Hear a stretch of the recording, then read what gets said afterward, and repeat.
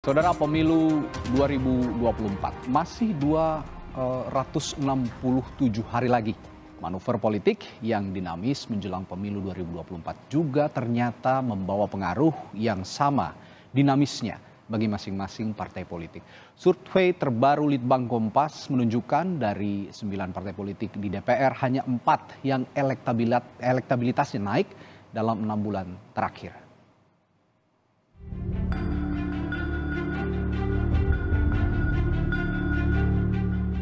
Makin dekat 2024, partai politik makin bergeliat memikat peminat. Satu tahap sudah berlalu, mendaftarkan bakal calon legislatif di DPR dan DPRD ke Komisi Pemilihan Umum. Tapi, masih banyak tantangan yang akan dihadapi masing-masing partai politik di tengah adu strategi meraup suara. Hasil survei periodik Litbang Kompas yang diselenggarakan pada 29 April hingga 10 Mei 2023 menunjukkan tren elektabilitas partai politik yang masih dinamis. Survei ini dilakukan secara independen oleh Harian Kompas terhadap 1.200 responden yang dipilih secara acak menggunakan metode pencuplikan sistematis bertingkat di 38 provinsi. Dari 9 partai yang punya kursi di DPR, hanya 4 partai saja yang elektabilitasnya naik dibandingkan survei pada Januari 2023 lalu. 4 partai itu adalah PDI Perjuangan, Gerindra, PAN, P3, dan Partai Non-Parlemen Hanura. PDI Perjuangan memimpin dalam elektabilitas 23,3%, yang naik 0,4% dibanding Januari lalu.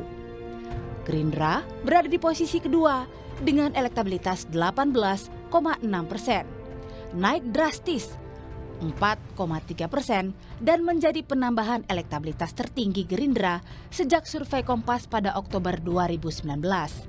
Selain itu,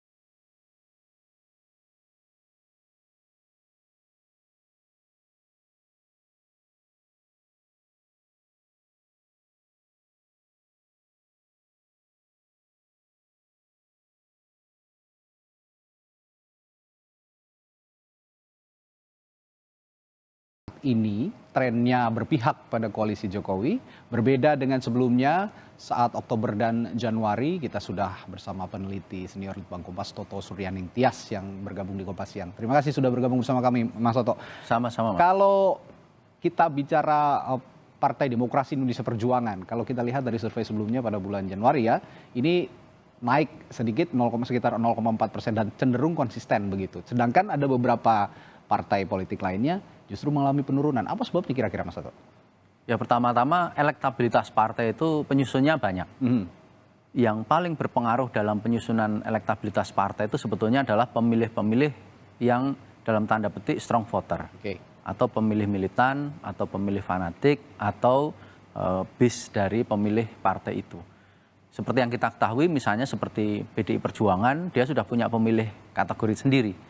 Kemudian juga Gerindra, karena dia waktu pemilu sebelumnya memilih Prabowo, sehingga pemilih Gerindra itu mempunyai base itu sendiri. Tetapi selain pemilih-pemilih basis dari partai itu, ada juga wilayah swing voter. Nah, wilayah inilah yang sebetulnya saling diperebutkan. Sehingga tadi PDIP kenapa dia stagnan, kita bisa ingat kemarin waktu kasus U20, sebetulnya banyak lembaga survei yang melaporkan bahwa elektabilitasnya turun. Tapi lalu bisa kembali lagi, sehingga sampai pada level ini. Akan tetapi, kenapa misalnya Gerindra naiknya tinggi? Kita harus ingat efek pencapresan sosok. Atau kandidat. Masih berpengaruh ya? Sangat berpengaruh. Jadi kalau sekarang kita bisa melihat bagaimana efek sosok pencapresan Ganjar terhadap PDIP dan juga Prabowo terhadap Gerindra. Itu sebetulnya equal. Cuman bedanya yang satu, PDIP ini kemarin sempat turun kan ada kasus. Sehingga dia sekarang menjadi balance. Sehingga yang tadinya Ganjar itu di survei kami bulan Januari, Februari kemarin itu elektabilitasnya jauh melebihi Prabowo dalam semua pengukuran, tapi sekarang menjadi berimbang. Itu laporannya di Kompas besok ya. Tetapi kita bisa sampaikan bahwa efek dari pencapresan ini memberikan kenaikan elektabilitas bagi partai yang sekarang kita lihat ada di Gerindra. Kita bisa ingat tempo hari Nasdem. Nasdem ketika mencalonkan Anies dia melompat tinggi sekali, sehingga sekarang masuk di dalam jajaran partai papan atas. Di atas 5%. Tapi secara umum Mas Toto, partai pengusung koalisi Joko Widodo kali ini cenderung naik begitu ya, elektabilitasnya. Itu ada momentum politik tertentu yang mempengaruhi bahwa partai pengusung Jokowi ini naik elektabilitasnya kali ini pada survei Litbang Kompas? Nah, ini ada faktor Jokowi efek. Lagi-lagi sosok ya? Lagi-lagi sosok, meskipun bukan capres. Tetapi kita harus lihat bagaimana Jokowi efek ini sangat berpengaruh. Di survei kami itu diukur ya, kalau ditanyakan apakah pilihan dari Jokowi ini mempengaruhi pilihan Anda terhadap calon presiden, itu 15%, Mas. 15%, sehingga sangat berpengaruh. Sehingga partai-partai yang dikonotasikan oleh publik itu satu aras, satu jalur politik dengan Jokowi, itu pasti akan beroleh efek yang positif. Kita bisa lihat di sini PDIP dia dikonotasikan itu sebagai partai yang masih satu kesatuan dengan Jokowi, meskipun kemarin sempat ada kasus, tapi lalu belakangan sudah kembali bersatu. Kemudian Gerindra dia bermain paling cantik, karena pada satu sisi dia merawat konstituen basisnya, pemilih Gerindra, yaitu pemilih Prabowo di pemilu-pemilu sebelumnya. Tetapi swing voternya juga dia terima, dia rangkul. Jadi pemilih-pemilih baru itu dia rangkul, terutama dari pemilih-pemilih partai nasionalis lain yang mungkin kecewa. Yang mungkin kecewa, kemudian dia berpindah kepada Gerindra. Nah, kemudian kalau kita lihat misalnya Golkar dalam hari ini, kenapa Golkar turun? Padahal dia ada di koalisi. Kita harus ingat Golkar sampai dengan saat-saat terakhir ketika kami mengadakan survei ini masih belum menentukan pilihan calon presiden yang diusung. Nah, ini kan beda banget misalnya dengan taruhlah PAN dan P3. Nah, sekarang misalnya kita lihat Demokrat. Demokrat sebetulnya mendapatkan efek yang luar biasa pada saat kira-kira pertengahan tahun lalu. Di dalam survei kami ketika Demokrat itu setelah selesai memenangkan kasus ya dalam KLB luar biasa yang ada di Medan. Tapi belakangan lalu agak redup sehingga lalu Demokrat agak sedikit turun. Ya, begini Mas Toto, kalau Anda mengatakan bahwa tadi Golkar turun karena memang belum menentukan akan mengarah ke siapa dukungannya pada Pilpres. Tapi kalau bicara Gerindra kan juga sudah menentukan arah dukungan dan itu namanya Prabowo Subianto, bukan? Sejak tahun lalu ya? Betul. Bukan sosok yang diusung oleh Partai Demokrasi Indonesia Perjuangan, yakni Ganjar Pranowo. Nah, apa yang Anda baca dari sini? Karena Golkar belum menentukan malah turun, tetapi dia masih tetap mendukung koalisi Jokowi di pemerintahan kali ini. Namun Gerindra sudah punya calon sendiri Prabowo Subianto, tetap juga mendukung Jokowi di pemerintahan tahun ini. Baik Gerindra maupun Golkar, pertama-tama mereka tetap ada di barisan yang mendukung pemerintah Jokowi. Ini bisa kita bedakan misalnya dengan Nasdem, Oke. yang di saat-saat terakhir lalu menjadi banyak pro kontra. Itu sebabnya Nasdem lumayan agak drop begitu. Agak turun, karena dibaca bahwa Nasdem ini tidak satu jalur dengan Jokowi. Karena mau tidak mau, dengan tingkat kepuasan yang sangat tinggi di pemerintahan Jokowi pada saat ini, apapun yang diputuskan oleh Presiden Jokowi itu akan mempengaruhi kepada elektabilitas partai. Nah, Gerindra dalam hal ini kita harus lihat, dia sama misalnya begini, kenapa Gerindra sudah mencalonkan Prabowo tahun lalu, kenapa benefitnya baru sekarang, taruhlah begitu. Kenapa naik sampai 4,3% kalau nggak salah. Karena pertama-tama Gerindra itu mampu menegaskan sikap pada saat terjadi turbulensi. Taruhlah kemarin pada waktu yang paling real lah, U20. Dia tidak memberikan tanggapan yang kira-kira akan memancing sikap negasi atau sikap tidak suka dari publik. Nah, hal-hal semacam itu yang dia mampu merangkul banyak sekali. Kalau kita amati di media sosial, komentar responden itu, komentar netizen itu dia berpindah. Fix meninggalkan ini, pilih ini misalnya. Itu sebagai gambaran saja bagaimana pemilih-pemilih itu terutama yang swing voter itu berpindah. Ya. Nah, ada juga momen menarik ini Mas Toto. Ketika dan Anda tadi mengatakan bahwa Gerindra ini bisa bermain cantik begitu ya. Nah, itukah perbedaannya dengan Partai Golkar ketika Gerindra bisa bermain cantik, Partai Golkar belum bisa menempatkan dirinya sebagai partai politik yang bisa menegasikan bahwa dia ini partai politik kuat di pemilu 2024? Nah, Golkar ini cerita tersendiri. Golkar ini partai yang sebetulnya basisnya kalau dilihat itu mirip seperti Gerindra. Basisnya banyak pemilih di luar Jawa. Kalau Gerindra dia di Jawa Sumatera, bersama dengan PDI. Tetapi kekuatan dia dalam arti dia mampu leading itu ada di Sumatera, Kalimantan, Sulawesi. Indonesia Timur dikuasai PDI dan Gerindra. Tetapi Golkar dan Gerindra itu sebetulnya sama-sama bersaing di 3 pulau besar tadi. Sumatera, Kalimantan, Sulawesi. Nah, akan tetapi yang kita lihat pertama-tama Gerindra, tadi Golkar ya. Golkar belum memiliki sosok calon presiden yang fix yang mau didukung.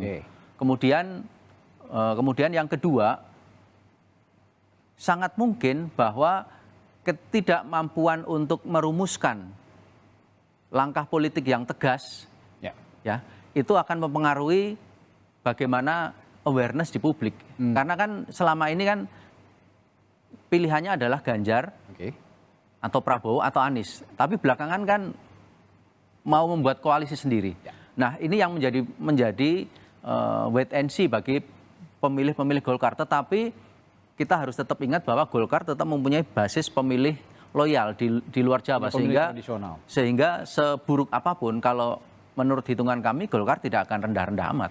Karena dia menjadi salah satu partai besar yang sudah mempunyai basis pemilih loyal. Sudah established gitu ya. Dari sejak reformasi begitu. Nah, sebelum kita bahas PKB ini, karena PKB juga menarik. Dia partai koalisi pengusung Joko Widodo di pemilu sebelumnya, namun sekarang menyatakan diri untuk berkoalisi dengan Partai Gerindra untuk mengusung Prabowo Subianto sebagai bakal calon presiden. Tapi yang menarik adalah Presiden Joko Widodo yang Anda juga menyebut tadi punya pengaruh yang cukup kuat untuk memberikan afiliasi tertentu bagi partai-partai, afiliasi elektabilitas tentunya. Partai Demokrasi Indonesia Perjuangan punya bakal calon presiden Ganjar Pranowo. Tapi di banyak momen-momen Joko Widodo sering bersama dengan Prabowo Subianto. Nah, apakah momen-momen ini ada pengaruhnya bagi elektabilitas partai-partai politik, terutama Partai Gerindra? Persis, justru letaknya di situ. Jadi sekarang ini ketika kita melihat kebersamaan itu menjadi suatu yang sangat vital, Mas. Kalau tidak kemarin misalnya peristiwa Gibran ini tidak akan menjadi isu, ya kan? Jadi kebersamaan itu pun itu sudah menjadi isu. Tadi misalnya tentang PKB. Kenapa PKB dia dalam tanda petik stagnan turun ya? Stagnan turun. Kalau kita tarik dari Oktober, sebetulnya PKB tidak turun. Dia stagnan ada di angka itu. Kita harus ingat PKB ini misalnya dari 6,1 menjadi 5,5% ya. Kalau kita tarik dari Oktober, sebetulnya garisnya relatif stagnan. Dalam arti relatif sama. Di sini kita harus memperhitungkan margin error. Karena PKB ini partai yang dia banyak mengelompok khusus di Jawa Timur. Sehingga sistem metodologi kami kemungkinan besar memang tidak akan mampu memetakan angka PKB ini seakurat misalnya sama seperti PDI, Gerindra dan Golkar yang dia relatif tersebar di seluruh Indonesia. Sehingga kita harus memainkan margin error. Sehingga dalam hal ini kami yakin bahwa sebetulnya PKB angkanya pasti lebih daripada ini. Itu yang pertama. Yang kedua, trennya sebetulnya stabil, ada di angka itu. Yang ketiga tadi, pengaruh dari Jokowi, sebetulnya pengaruh itu ada, Mas. Tetapi kan PKB sendiri yang mengambil posisi bahwa dia mencalonkan Prabowo, tetapi kan belum dipasangkan. Betul. Sehingga posisi belum dipasangkan ini kan lalu juga menjadikan publik kan mau milih yang menang ya, bukan mau milih swing yang voters tadi masih wait and see. Swing voter itu dia masih wait and see. Pemilih-pemilih di luar PKB kalau dia yakin bahwa ini pasangannya adalah memang Prabowo, Gus Imin, Caimin, Gus Muhaimin itu pasti dia akan pilih ke sana. Jadi ketidakpastian ini juga yang membuat sebagian pemilih itu wait and see. Sebagian pemilih ini dalam arti pemilih yang belum menentukan, tetapi pemilih yang swing voter yang ada tersebar di seluruh partai. Oke. Tapi dengan adanya momen-momen seperti ini, banyak momentum Jokowi bersama terus dengan Prabowo. Dan ini meningkatkan elektabilitas Gerindra. Sedangkan PDI Perjuangan punya bakal calon presiden sendiri, Ganjar Pranowo, yang justru kita lihat ya agak jarang lah bersama dengan Presiden Joko Widodo, kebersamaannya tidak seintens Prabowo begitu. Apakah ini juga bisa jadi warning bagi PDI Perjuangan menjelang pemilu 2024 bahwa strategi Gerindra yang Anda bilang cantik tadi juga perlu perlu diakomodasi oleh PDI Perjuangan? Itu sudah disadari oleh teman-teman PDIP. Sudah disadari. Kalau tidak akan ada peristiwa yang kemarin yang kita sebut Gibran tadi, isu Gibran tadi. Jadi memang problem utama sekarang ini adalah untuk merebut pemilih-pemilih mengambang suara-suara mengambang swing voter itu adalah meyakinkan. Pertama adalah jati diri dari partai politik itu sendiri. Dia itu sosoknya seperti apa. Nah, partai-partai besar rata-rata sudah memiliki itu. PDIP dengan ideologi Soekarnois Marhenisme. Golkar dengan ideologi developmentalis, ya kan. Gerindra dengan ideologi nasionalisme, mungkin agak nasionalisme yang agak ini gitu ya kan, agak strong gitu misalnya. Agak kuat ya. Nah, partai-partai besar itu dia sudah punya itu. Akan tetapi ada wilayah-wilayah yang masih bisa diperebutkan, di mana swing voter ini dia diubah oleh narasi. Narasi ini apa? Banyak. Antara lain tadi kebersamaan, tetapi juga bahkan jangan salah Mas, ucapan dari tokoh, dari sosok itu bisa berpengaruh. Memang koalisi parpol juga menentukan nanti akan seperti apa, kemudian pasangan capres-cawapres. Tetapi masyarakat kita itu juga banyak mengacu pada hal-hal yang sifatnya attitude ya, perilaku. Nah, itulah yang kita masih akan tunggu nih. Siapa yang salah langkah ya kan, misalnya siapa yang salah ucap di dalam hari-hari ke depan, baik dari tokoh ketumnya, baik dari sosok capres-cawapresnya, lalu bagaimana juga itu nanti berkoalisi, kita masih akan menunggu. Sehingga kita bilang ini dinamis, tetapi dinamis di dalam sebuah platform yang sudah semakin jelas. Di mana pemilih-pemilih itu semakin tersegmentasi, sehingga pemilih belum menentukan, dia sekarang ini sudah semakin acak ada di angka sekitar 16%. Oke, tadi kita sudah bahas Gerindra dengan bakal calon presidennya Prabowo Subianto, PDI Perjuangan dengan bakal calon presidennya Ganjar Pranowo, dan sekarang kita lihat ada koalisi perubahan yang berisi 3 partai, ada Partai Nasdem, PKS, dan juga Partai Demokrat yang mengusung Anies Baswedan. Nah, secara spesifik bisa Anda jelaskan bagaimana kira-kira upaya dari 3 partai ini untuk bisa survive begitu, mengusung Anies Baswedan dan juga di pemilu 2024 untuk melenggang ke Senayan, ke gedung DPR dengan mulus begitu. Apa yang harus mereka lakukan supaya bisa menyaingi 2 bakal calon presiden dan juga partai-partai yang mengusungnya? Ya, pertama-tama 3 partai ini turun semua dalam tanda petik ya, tapi sebetulnya tidak turun-turun amat. Demokrat itu sebetulnya menurut saya efek statistik saja sekitar 8,7.